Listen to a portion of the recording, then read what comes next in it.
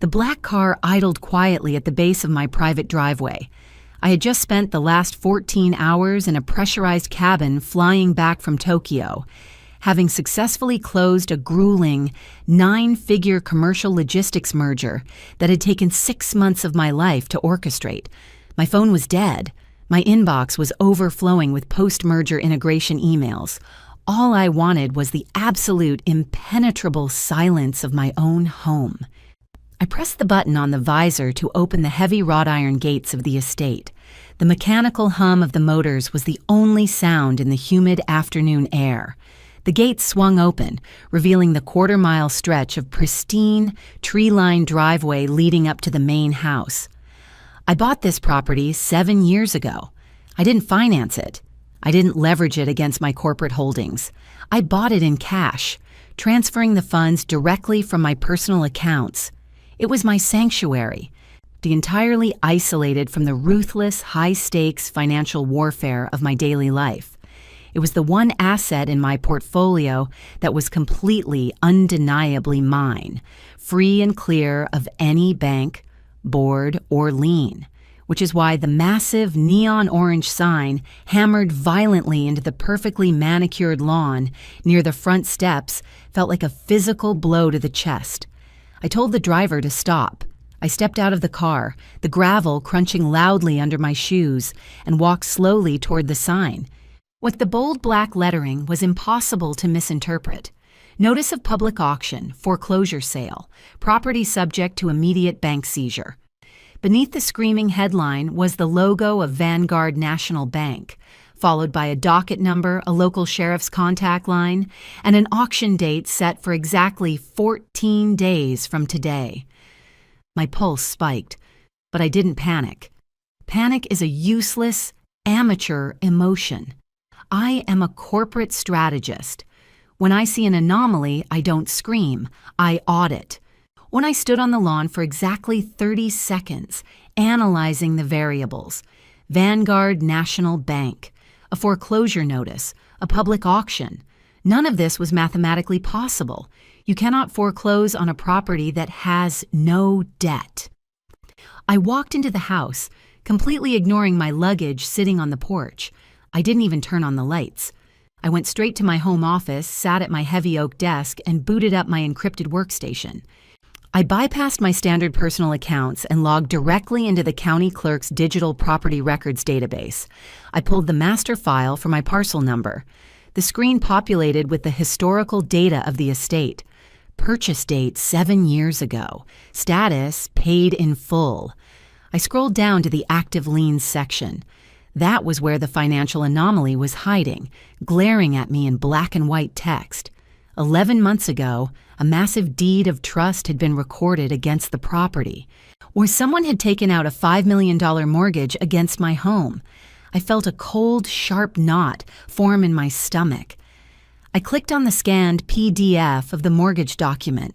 I scrolled rapidly past the standard banking boilerplate, straight to the signature page. There it was, my name, signed in blue ink. It was a spectacular forgery, catching the exact slant and pressure of my handwriting, but it was just a fraction too neat, a machine-perfect replication. Next to the forged signature was the notary stamp, legally validating the fraudulent document, and right below that, the mechanism of the theft was laid bare, executed via power of attorney. I stopped breathing for a fraction of a second. 9 years ago, before my company had truly exploded into a multi-million-dollar empire, I had undergone a severe, unexpected emergency surgery. While heavily medicated in the ICU, my legal counsel had drafted a temporary, highly specific power of attorney, where granting my parents, Arthur and Helen, the authority to handle my immediate medical billing and sign basic tax documents until I recovered. It was a document born out of vulnerability and trust, a document that I had formally revoked the moment I was discharged from the hospital. I opened a new tab and accessed Vanguard National Bank's automated mortgage servicing portal. I typed in the loan number listed on the foreclosure sign. I'm using my social security number to force the system to display the loan history. Origination date, 11 months ago. Principal amount $5 million. Current status 180 days. Past due, default. I clicked on the disbursement record to see where the $5 million had actually gone. The money hadn't been transferred into any of my known corporate or personal accounts to sit in escrow. The entire $5 million had been wired in a single lump sum directly into a joint checking account, and an account registered to Arthur and Helen, my parents. I sat in the dark office, the harsh blue light of the monitor illuminating the sheer, sociopathic magnitude of the betrayal.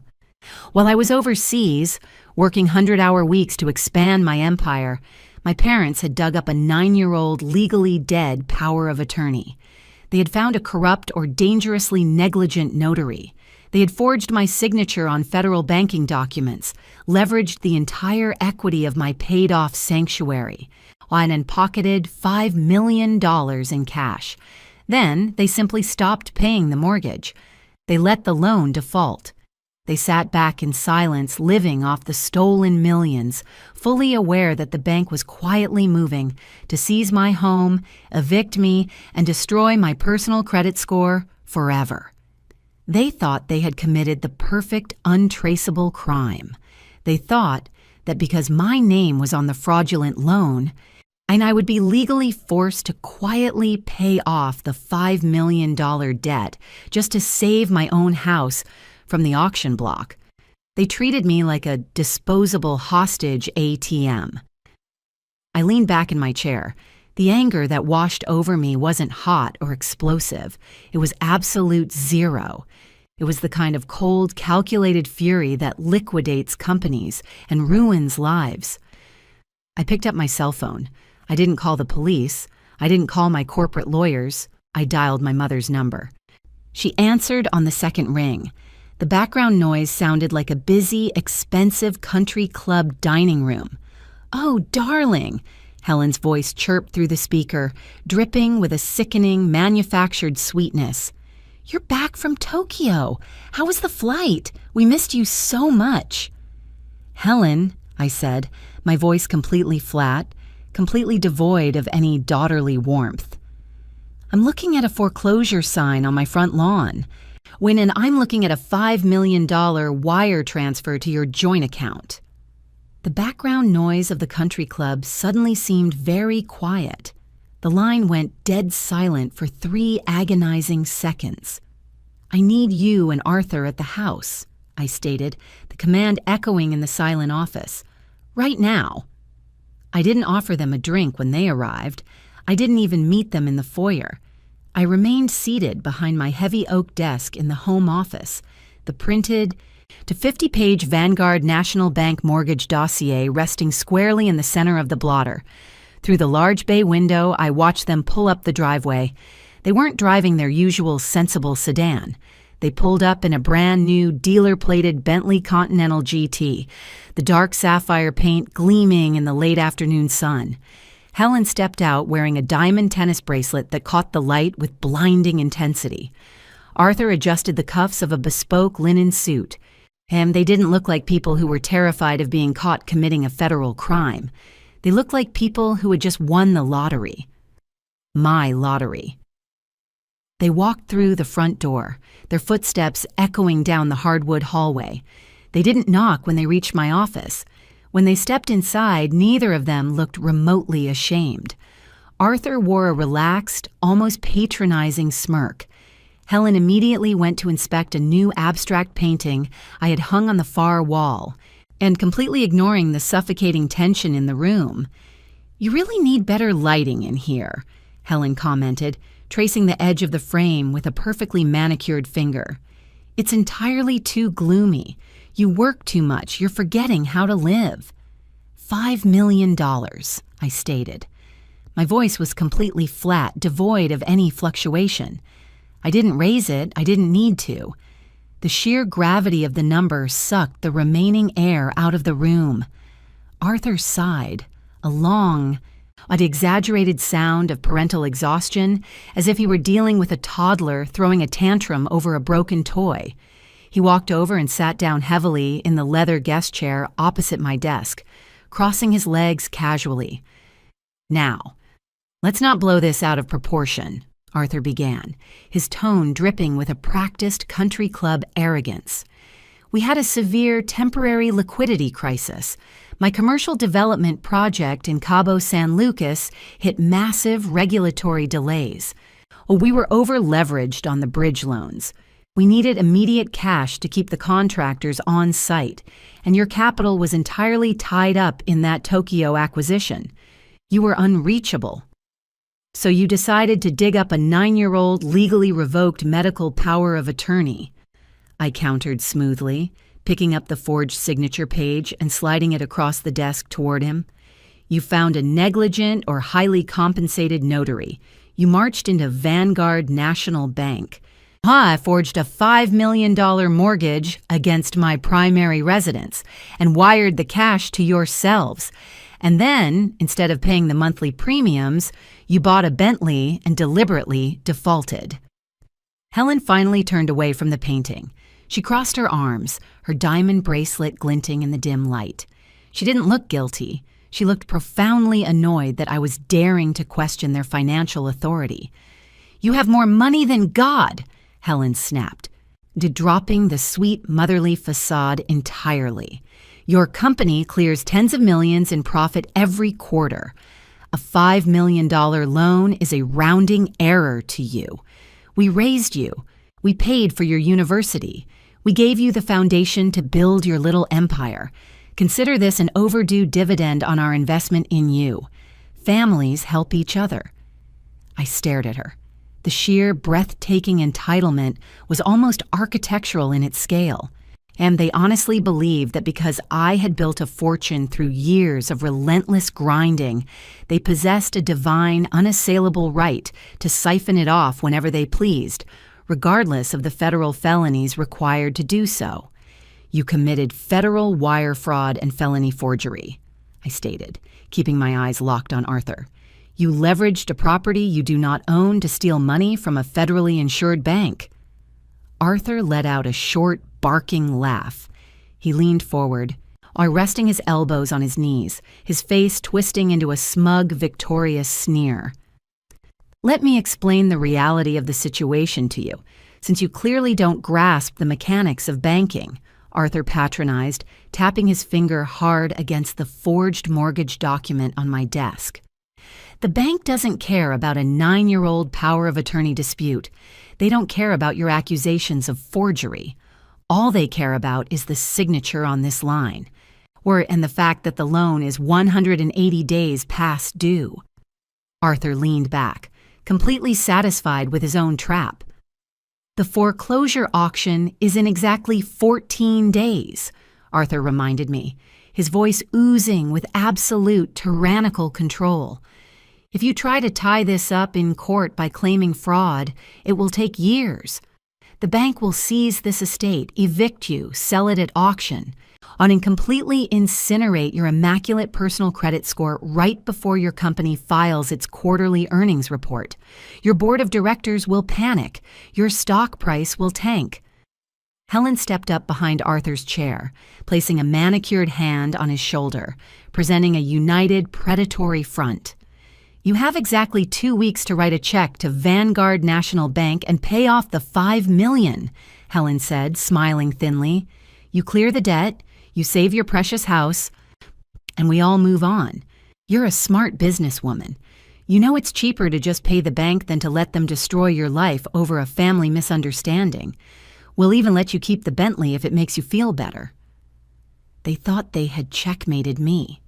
They thought they had backed me into a financial corner where the only logical exit was to quietly absorb their $5 million theft to protect my own corporate assets.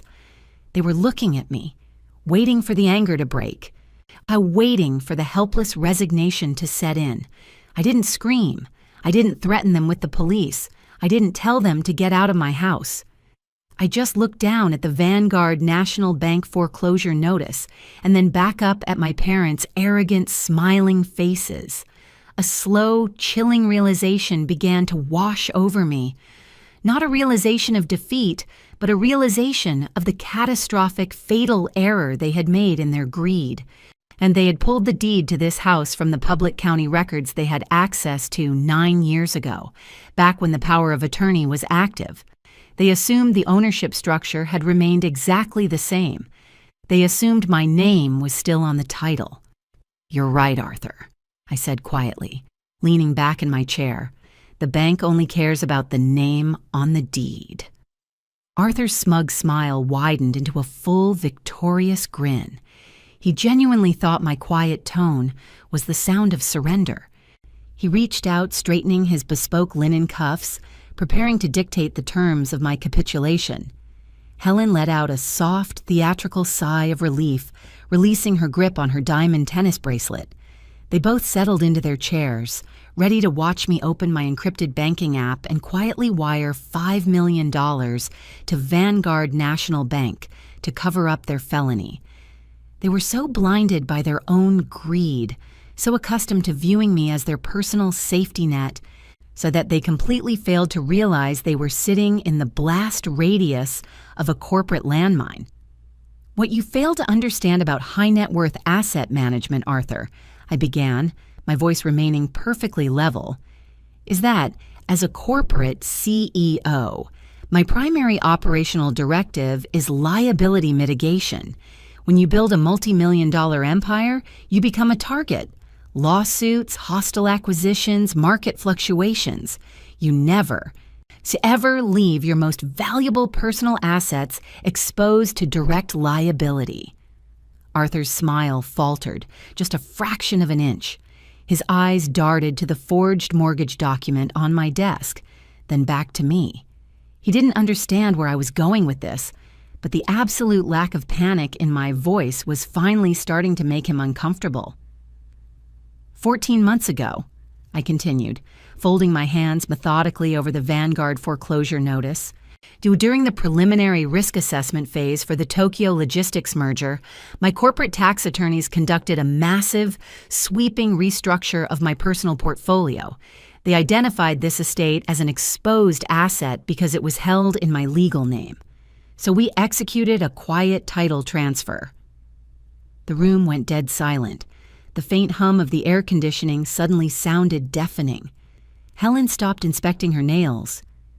12 months ago, I formally and legally transferred the complete ownership, title, and deed of this entire estate into a highly secure private liability corporation called Aegis Holdings, LLC, I stated, delivering the fatal mathematical error of their entire scheme. I am the sole executive shareholder of Aegis Holdings, but as a private citizen, I do not own this house. A corporation does. Arthur's face went completely slack. The color began to rapidly drain from his cheeks, leaving him looking pale and suddenly very old. He was a businessman, a sloppy one, but he knew enough about corporate law to realize that the ground beneath his feet had just vanished. "No," Arthur stammered, his voice suddenly losing all of its booming country club authority. "No, that's impossible. We pulled the county records. The title search clearly showed—" "You pulled the outdated county tax rolls," I corrected him, the clinical precision of my words cutting through his rising panic. "Where Aegis Holdings, LLC, operates under a multi-tiered privacy trust. The public-facing tax database takes up to 18 months to update corporate transfers. If you had hired a competent forensic title attorney instead of relying on a negligent strip mall notary, you would have known that." I picked up the forged mortgage contract and held it up in the dim light of the office. "Do you understand the federal mechanics of what you have done, Arthur?" I asked, dropping the document back onto the desk with a heavy, final thud. "You didn't forge my signature to mortgage my house. You forged the signature of a private citizen to mortgage a multi-million-dollar commercial asset owned by a corporate entity." "But the power of attorney," Helen interrupted, her voice shrill and trembling as the reality of the situation finally pierced her arrogance. She stepped forward, pointing a shaking, manicured finger at the paperwork. "We had your power of attorney, and it gave us the right to sign your name.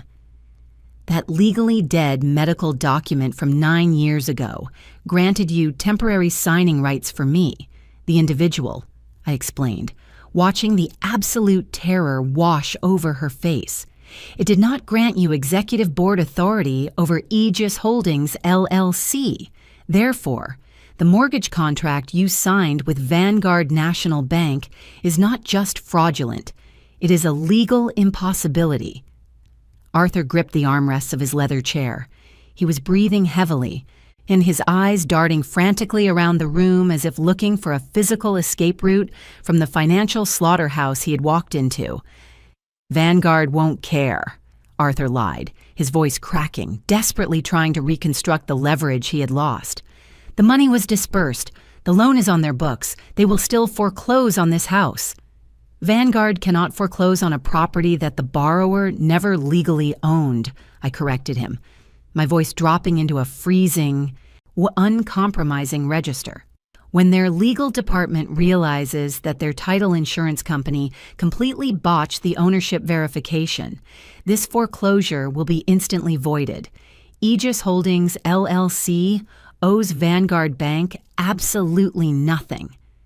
I leaned forward, closing the distance, letting the absolute zero temperature of my anger radiate across the oak desk. "You didn't steal from me," I whispered, the words hitting them like physical blows. "Until you stole $5 million of Federal Reserves from a highly aggressive, heavily insured national bank. You committed massive, undeniable mortgage fraud against a federally regulated institution, and you left a flawless paper trail leading directly to your joint checking account." Arthur tried to stand up, but his legs seemed to give out. He slumped back into the chair, his bespoke linen suit suddenly looking like a straitjacket. Helen let out a pathetic, whimpering gasp, burying her face in her hands. The Bentley in the driveway, the diamond bracelet, the country club dinners, it was all financed by a catastrophic federal crime that was about to detonate. "Claire, please," Arthur choked out, the arrogance entirely evaporated, replaced by the pathetic begging tone of a cornered animal. "We didn't know. We thought it was your house. If Vanguard finds out, they'll ruin us. They'll take our house. Wick, they'll take my retirement funds.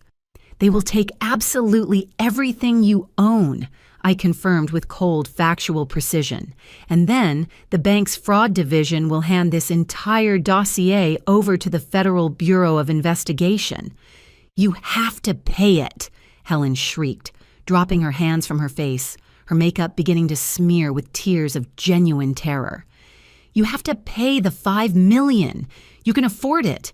If you just pay the loan, the bank will never look at the paperwork. You can't let your own parents go to federal prison." I didn't answer her.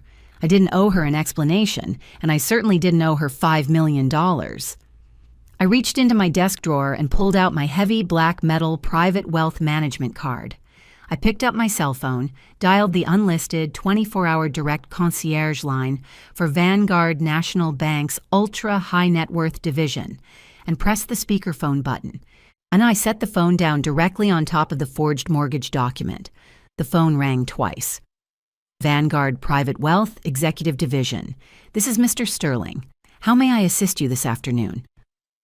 A crisp, professional voice echoed through the silent office. Arthur let out a sound that was half sob, half scream. He lunged across the desk, his hands desperately reaching for the phone to end the call, to stop the avalanche from falling. I didn't even flinch. I simply caught his wrist in mid-air, as my grip locking around his expensive watch with unyielding, paralyzing force. I stared directly into his terrified eyes as I spoke into the phone. "Mr. Sterling," I said calmly, maintaining my iron grip on my father's wrist, "I am calling to report a $5 million syndicated mortgage fraud executed against your institution. I need you to immediately connect me to the senior director of your Federal Fraud Investigations Unit. We have a catastrophic security breach to audit." Arthur stopped struggling. The sheer, terrifying weight of the vocabulary I was using, syndicated fraud, federal investigations, catastrophic breach, finally broke through his country club delusion. His arm went completely limp in my grasp. I released his wrist. He stumbled backward, collapsing into the leather guest chair, his chest heaving as he stared in absolute horror at the glowing speakerphone on my desk. Immediately, "Miss Harrington." "Please hold," Mr. Sterling replied, his professional customer service tone instantly dropping into urgent, clipped efficiency.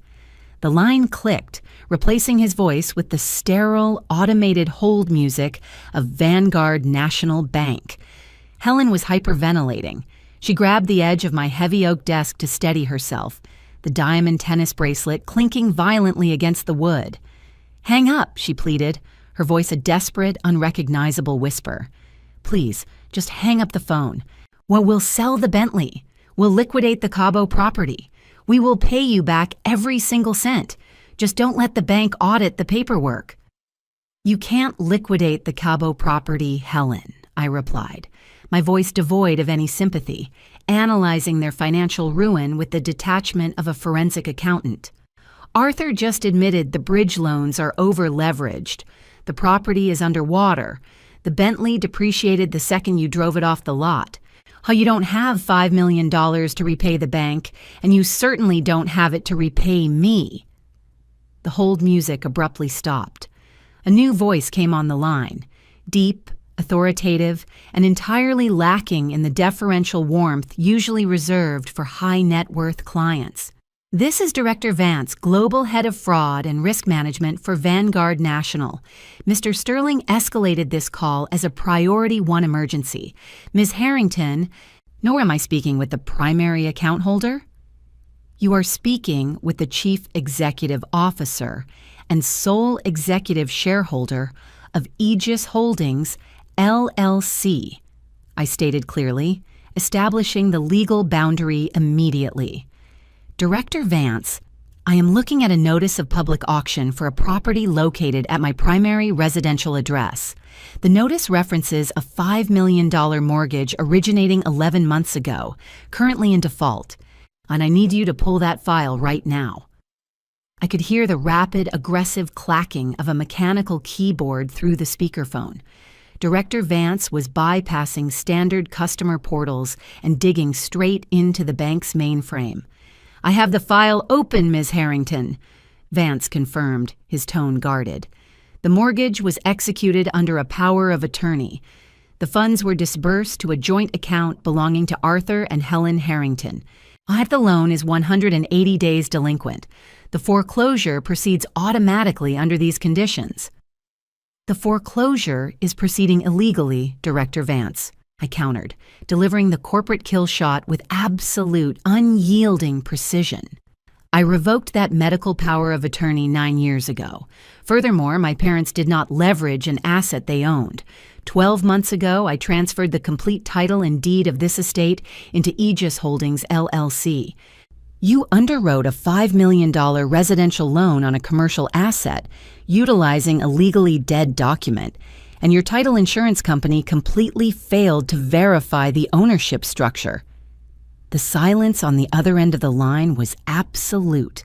It was the silence of a senior bank executive realizing his institution had just been spectacularly defrauded, and that the legal liability was massive. Arthur put his head between his knees, letting out a low, wretched moan. Helen was completely paralyzed, her eyes wide with terror, staring at the phone as if it were an active, explosive device. "Stand by," Director Vance ordered sharply. The keyboard clacking returned, faster and more frantic this time. He was pulling the county corporate registry. He was verifying the Aegis Holdings, LLC transfer. He was watching $5 million of the bank's secured leverage vanish into thin air. 30 seconds later, Vance returned. His voice was no longer guarded. It was laced with the cold institutional fury of a bank that had just been robbed. "Ms. Harrington, I'm looking at the updated corporate title registry," Vance stated, his words falling like an anvil in the quiet office. "I can confirm that Aegis Holdings, LLC, is the sole legal owner of the property in question. I am immediately halting the foreclosure auction. A formal retraction will be issued to the county sheriff within the hour. Your estate is secure." Helen let out a ragged, pathetic gasp of relief. She actually thought in her boundless arrogance that halting the foreclosure meant the crisis was over. She thought they had gotten away with it.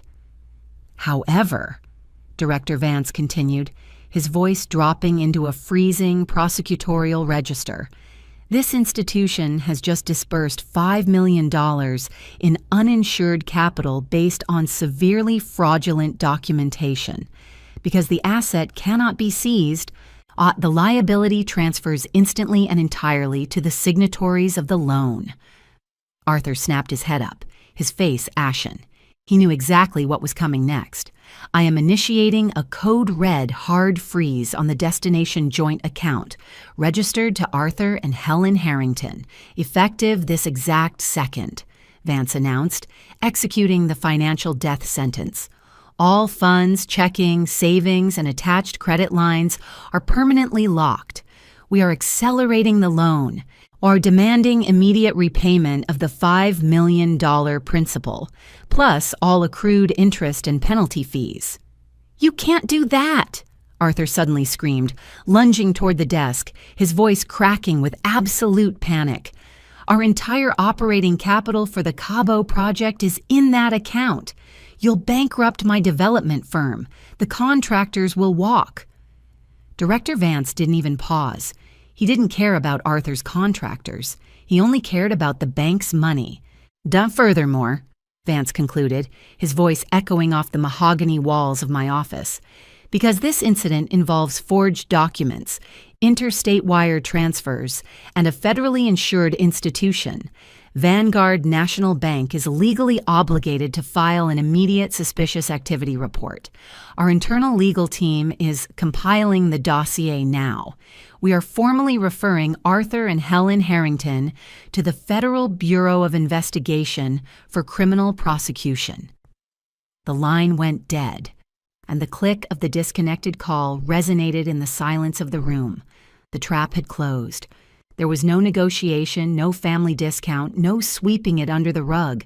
In less than 5 minutes, I had entirely dismantled their lives using nothing but a cell phone and the airtight mechanics of corporate law.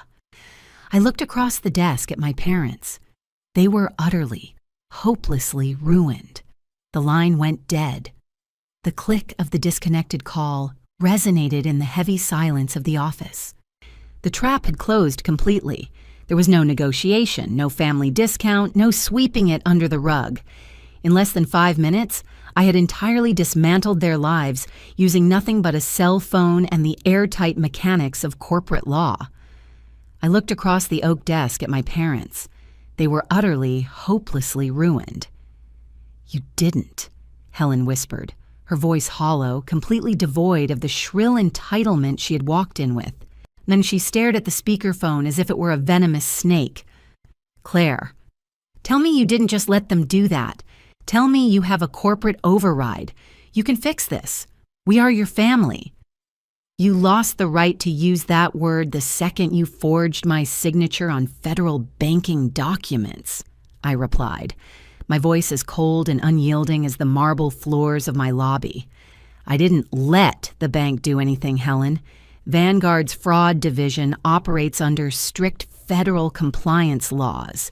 Now, when a $5 million unsecured loss is triggered by a fraudulent deed of trust, they are legally mandated to lock the destination accounts and notify the authorities. You built the guillotine. I just refused to put my neck in it." Arthur was shaking. The man who had walked into my home reeking of country club arrogance and sporting a bespoke linen suit was now curled inward, his hands gripping his hair in absolute despair. The reality of a permanent, catastrophic account freeze was finally sinking in. "The contractors in Cabo," Arthur gasped, his breathing shallow and rapid. "The payroll for the development site. It was all tied to that joint account. By tomorrow morning, the checks will bounce. The unions will walk off the site.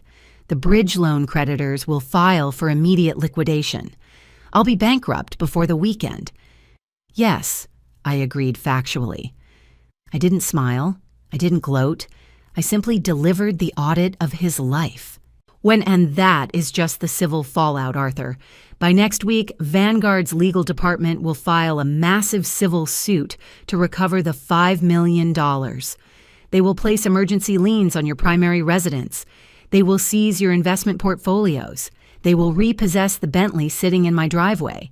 But none of that matters, because the civil suit is just a placeholder until the FBI Financial Crimes Unit knocks on your door. "Please," Arthur begged, tears finally spilling over his eyelids, completely shattering his patriarchal facade. He looked up at me, his face a mask of pure terror. "I'll sign over the Cabo property to your company. I'll give you equity in everything I own. Just call Director Vance back. Tell him it was a misunderstanding. Tell him you authorized the power of attorney retroactively. Tell him I'm paying it back. Please. You can't let me go to federal prison. I cannot retroactively authorize the leverage of a corporate asset owned by Aegis Holdings LLC without committing severe shareholder fraud myself," I stated, drawing the final unbreakable boundary. "I am not going to jeopardize my corporate licensing, my board seat, or my freedom to cover up your sociopathic greed. You made a $5 million gamble with my life, assuming I would be too weak to fight back. You lost." I stood up from my desk, and the movement was calm, deliberate, and entirely final. "Your accounts are frozen. Your assets are about to be seized, and you are officially trespassing on property owned by Aegis Holdings, LLC," I announced, looking down at the two shattered people sitting in my office. "Leave your keys to the Bentley on my desk. It was purchased with stolen federal funds, which makes it evidence. Call a taxi and get out of my house." Helen let out a gut-wrenching sob, burying her face in Arthur's shoulder. So Arthur didn't argue. He didn't threaten me. He reached into his pocket with trembling hands, pulled out the heavy silver key fob for the Bentley Continental GT, and placed it gently on the edge of my desk. They stood up slowly, moving like they had aged 20 years in the span of 10 minutes. They didn't say goodbye. They didn't look back. They shuffled out of my office, their footsteps heavy and defeated against the hardwood floors, leaving nothing but the silence of my fully secured or completely unencumbered sanctuary. The fallout was a masterpiece of federal efficiency. Vanguard National Bank did not hesitate. Within 48 hours, the bank's asset recovery team seized Arthur and Helen's primary residence, drained their remaining retirement accounts, and auctioned off the Bentley to cover the massive penalties and interest accrued on the fraudulent loan. The Cabo San Lucas development project collapsed into immediate bankruptcy, now wiping out whatever imaginary leverage Arthur thought he had left. 3 weeks later, at 6 a.m, the Federal Bureau of Investigation executed a raid on my parents' temporary rental apartment. They were indicted on multiple counts of conspiracy to commit wire fraud, aggravated identity theft, and bank fraud. Because they had absolutely no money left to hire high-priced defense attorneys, they were forced to rely on overwhelmed public defenders. Facing 20 years in a maximum security federal penitentiary, Arthur and Helen took a brutal plea deal. They were sentenced to 8 years each in a federal correctional facility, completely and permanently erased from the high society world they had sacrificed their only daughter to stay in. As for me, Aegis Holdings LLC remains untouchable. The Tokyo Logistics merger finalized ahead of schedule, driving our quarterly profits to record-breaking highs. I still live in my quiet, heavily secured estate. The massive neon orange foreclosure sign was removed from my lawn the very next morning, leaving the grass perfectly pristine.